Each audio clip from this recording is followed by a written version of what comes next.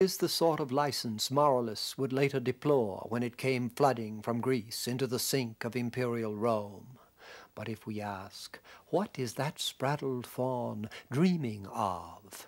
It might, as in Mallarmé, say nymphes, je veux les perpétuer, reveal a complementary aspect of the Hellenistic, a sensuous feminine form of romantic, almost spiritual idealization. Between the titillation of appetite and the increasingly soulful search beyond, the late Greek is strung. Does this art of conscious extravagance and nostalgia correspond to the first Egyptian decay at the end of the Old Kingdom under Pepi, or to the more phtisic novelties of the New Kingdom? It is the genius of cyclical history not to resolve questions so precisely phrased. And yet, in the same centuries, more to the center of the Mediterranean, a nation was rising to power which would enact, if any would, the Middle Kingdom part of disciplined control. When the Greek second-century historian Polybius set himself to explain how the Greeks and Carthaginians had fallen into such debility, while Rome had conquered the world, not all his reasoned analysis of constitutions would serve. He had to invoke crescive morality, that where the Greeks were corrupt, the Romans of the time of Scipio, or of this portrait often called the elder Brutus, were at a peak of communal dedication. Yet what we read in the portrait is that the dedication is post-conscious. Rome, as successor state, has not begun at the primitive ground of the pre-individual. Greek awareness has been taken over with all its liabilities, but in the hardening grip of stoical self-rule. How desperately that grasp would be needed, would be put to the test, patrician portraits of the late Republic write, under the temptations of power and in the throes of civil war, make no doubt of. But the stress in which they are formed testifies not only to the trials and vices of empire, but to the fighting strength of Rome through moral crisis. If we have reached here a point of parallel with the Middle Kingdom left, it will teach us how radically, in the spiral of personality, the Roman, with its realistic and legal establishment of a responsible private citizen, is, from the brooding, still mask-like record of Egyptian consciousness in Sesostris III. Curious how the torment and force of the late Republic seems ironed out by the proclamation of Augustus, the smooth Virgilian statement of a golden age. Yet even through its most pious idealization, the sensuous and weighty consciousness makes an almost Napoleonic advance. Has our Middle Kingdom of Republican Rome become, with the Principate, a new kingdom? In what Pliny called the boundless majesty of the Roman peace, to which the German chieftain, the Romans make a desert and call it peace, Augustus' proclamation spread in public buildings, roads, and aqueducts, from Britain and Gaul to Africa and Asia. After the temples of Greece, engineering feats of a utilitarian civilization. Yet that whole outward empire, like the arched city itself, level upon level and vault opening under vault, encloses what Greece and Rome had ripened. The abyss of conscious personality, which, as the classical fall looms, becomes a demonic battleground, as if the world polarized had produced at one birth the Christian faith and the Nero of this Roman coin, climaxing the outward rule and inner crisis of the Julio-Claudian line, though what Suetonius writes of Caligula caps Nero's bloodier angling in the lake of darkness. Finally seized with a mania for feeling the touch of money, he would often pour out huge piles of gold pieces in some open place, walk over them barefooted, and wallow in them for a long time with his whole body. And now, from all over the Hellenized empire, especially from Egypt and the East, here Alexandria, under the facade of order which so impressed Gibbon, the period in the history of the world during which the condition of the human race was most happy and prosperous, we catch the private citizen in the tenderness of lonely withdrawal, the old late kingdom syndrome of sensory repletion and supersensory desire, gazing from banqueting halls, peristyles, tombs, wide-eyed, beyond time and space. Kaliotea sapamuzon prakataget eterpnon kai sapemus todatalatus gane delia payan Lumenes parestemon.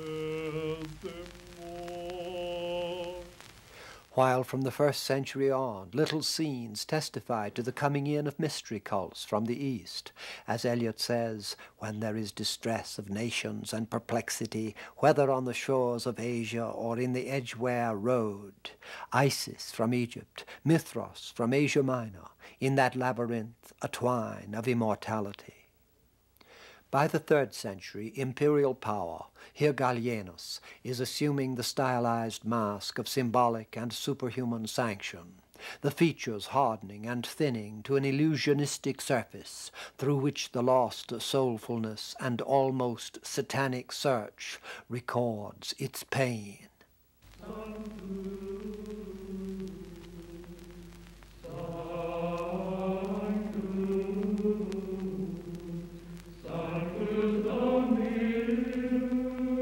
And now, from the catacombs beneath that power vault, taking the earthly darkness as the medium of its life, comes the Christian transformation of temporal estrangement.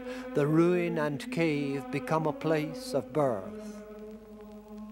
Yet this art, like early chant or the meditations of Augustine, still wears the crepuscular softness and personality of the classical world.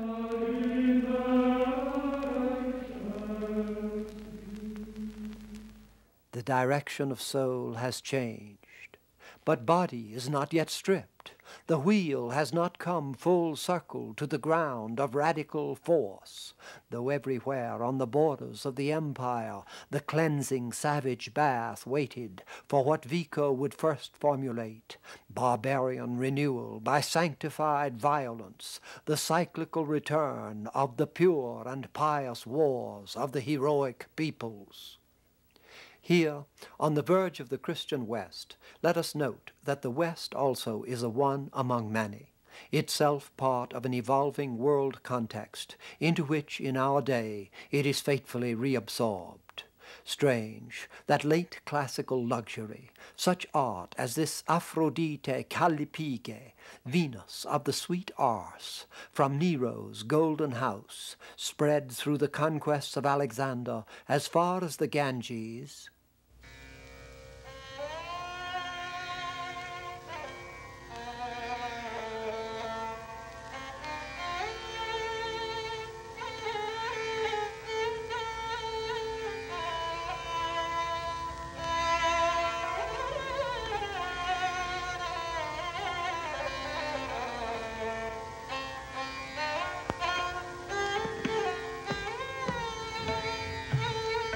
would inspire an Indian culture of rejuvenated vitality and religious joy. This 8th century tree goddess from Madhya Pradesh, as if from the Greek source, two civilizations had diverged, both centered in the sacred, but one sanctifying the eros of nature and sex.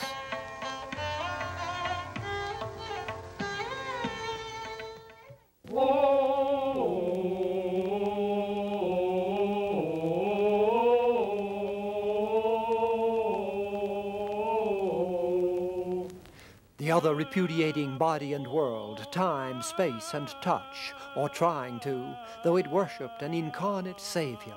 In its Dark Age strength, this Gospel Book of Ebo, from Reims just after Charlemagne, dissolving all sensory forms into symbolic calligraphs, both arts of energy, both mystical, but the Western of ascetic denial, the Indian affirming the Godhead of flesh. Of these we turn to the more demonic release of the cyclical West. The West, which by the year 1000, paired by the folk wanderings of the Dark Ages to the abstract acerbities of spirit, this angular verdant Christ is again at the upswing of the wheel of individuation. As Vico says, we have observed the marvelous correspondence between the first and the returned barbarian times. And yet a Greek, almost geometric head from the start of classical culture against the Western attests again to the Hegelian transformation over 16 centuries. The clean and impersonal, the Homeric energy of the Greek is replaced in the Germanic. For all its reductive stylization and automatic surrender of person to faith, with the most intense and paradoxical core of mystical person, a selfless selfhood of God-bearing spirit. It is the reshaping of man himself. If 1000 was the Dark Age base of the cycle, in 200 years and all over Europe, the great cathedrals, here Amiens, are looming up into the rain and fog, witnesses to the buttressing and incorporating theology of stone. From then until now, say 750 years, the Christian and post-Christian West has gone on. We mean to study it century by century in some detail. Here we pose 3 cyclical questions. Remembering the Greek, can we locate the Western peak of man in his pride? When does the dialogue of mind with itself begin? And third, where are we now? Fauré thought to compare the Parthenon age in Greece with that of the cathedrals in France. But the mastery over stone, inherited from the classical, seems to have fruited early in the West. And what of personality? The saints of Reims, in their timeless stance, are far from the Phidian ripening, where individuation goes over into softening consciousness. 13th century literature, scholastic philosophy, the organer of the school of Perotin, those bare fifth chords sounding the mystery of faith, hint how structural, severe, and transhuman the cathedrals are.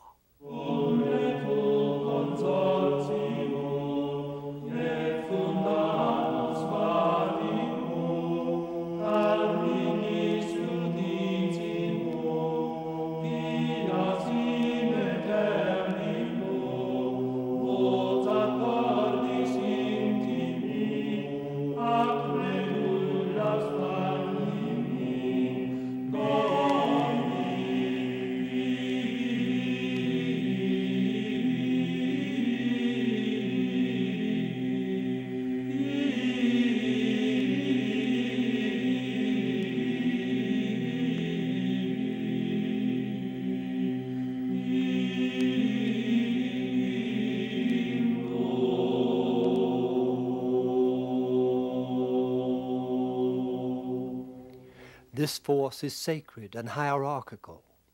Beside the Phidian touchstone, we sense it as barely resident in the articulations of space, time, and cause. At the start of the next century, Giotto speeds the recovery of space and human drama in painting. The glory of the art is beyond question, but the olive-eyed enigma, the haunting blend of smiling and grief, hint how far the moods and modalities still hang in the eternal frame. Another 100 years, Van Eyck, 1430, and the representational achievement is almost complete. Space and earthly things, jewels, robes, flesh. Yet the smiling Korai of the 6th century BC seem nearer than Phidias. Is not the charm of this art the tentative grace